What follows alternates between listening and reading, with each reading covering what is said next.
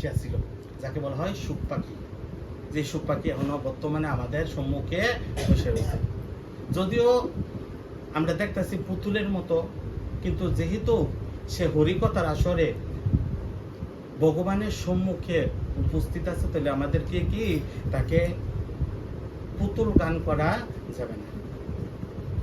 সে সুখ পাখি।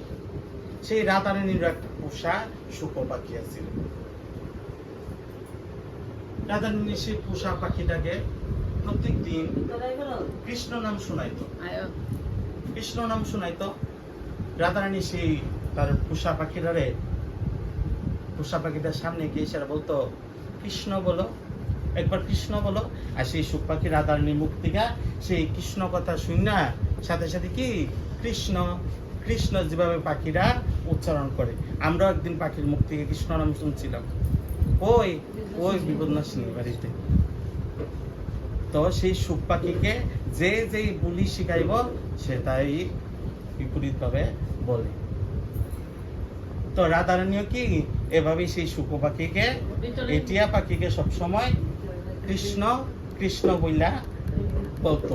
আর সেই সুখ পাখিও সেই রাধারানীর সাথে সাথে কৃষ্ণ নাম বলতো। আর সুখ পাখি কি করতো, প্রত্যেকদিন রাধারানীর কাছে এক দণ্ড থাকতো, আবার উইরা সেই নন্দের মন্দিরে গিয়ে সেই কৃষ্ণের সামনে, কৃষ্ণের দরজার সামনে বা জানালার সামনে তারা বৈশা কৃষ্ণ কৃষ্ণ কৃষ্ণ কুমা আমারই কৃষ্ণ বললে কে ডাকে, বাইরে দেখে কি সুখ পাখি। তখন কৃষ্ণরা জানতে বাকি নাই সুখ পাখি কার, রাধারানী। তখন সেই কৃষ্ণ কইতাছে, সুখ পাখি তুমি কৃষ্ণ বলো কিসের জন্য, তুমি রাধা বলতে পারো না? তখন সাথে সাথে সেই সুখ পাখি আবার রাধে রাধে এভাবে সেই রাধা নাম উচ্চারণ করতেছে। যেই মুহূর্তে রাধে রাধে উচ্চারণ করে কৃষ্ণর কি আনন্দ, কি হাসি, কি খুশি। সাথে সাথে কৃষ্ণ কি করে, সেই পাখিটারে সুন্দর করে আদর করে দইরা সেই পাখিটার ঠোঁটগুলাতে চুম্বন করে, আর পাখিটা আনন্দের সহিত সেই রাধে রাধে নাম জপ করে। আবার পাখিটা উইরা গিয়ে আবার কাছে কার কাছে যায়, আবার রাধারানীর কাছে যায়। গিয়েছিল সেখানে গিয়েছিল আবার কৃষ্ণ কৃষ্ণ, মানে পাখিটার একটা অভ্যাস হয়ে গেছে, কার কাছে কোন কথাটা গিয়া বলতে, এবার কার কাছে কোন কথাটা বললে কে বেশি খুশি।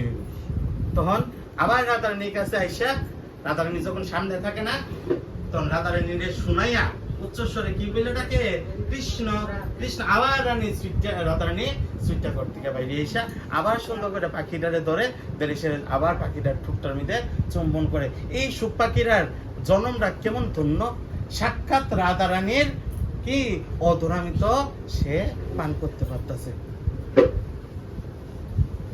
এভাবেই সেই সুখ পাখি এই রাধা কৃষ্ণের রূপ মাধুরী আমাদের সম্মুখে তুলে ধরছে। কিভাবে এই সুখদেব মহারাজ যে ভাগবত কথা পরীক্ষিত মহারাজকে শ্রবণ করেছিল কতদিন, 7 দিবস, যার মাধ্যমে কিন্তু আমরা এই ভাগবত কথা, এই কৃষ্ণ কথা আমরা আজকে শুনতে পারতেছি। যে সুখ পাখি কিনা ওই সেই গোলক বৃন্দাবনে চিন্ময় দামে রাধারানীর কাছে এসে কৃষ্ণ নাম করতো, আর কৃষ্ণর কাছে গিয়া রাধা নাম করতো। আর কৃষ্ণ বলতো কি, তুমি কৃষ্ণ নাম বলবা না, কি নাম বলবা, শুধু রাধে রাধে বলবা। কারণ যে ব্যক্তি একবার রাধারানীর নাম উচ্চারণ করে, রাধারানীর করুণা যার উপর একবার পড়ে, আমার কৃপা তার উপর বর্ষিত হয়। তার জন্য রাধারানীর জন্য আগে কৃপা পাইতে গেলে আগে রাধে নাম আমাদেরকে উচ্চারণ করতে হইব, আর রাধারানীর চরণে আমাদেরকে কি করতে হইব, মস্তক নত করতে হইব। রাধারানীর কৃপা আমাদেরকে অবশ্যই লাভ করতে হইব।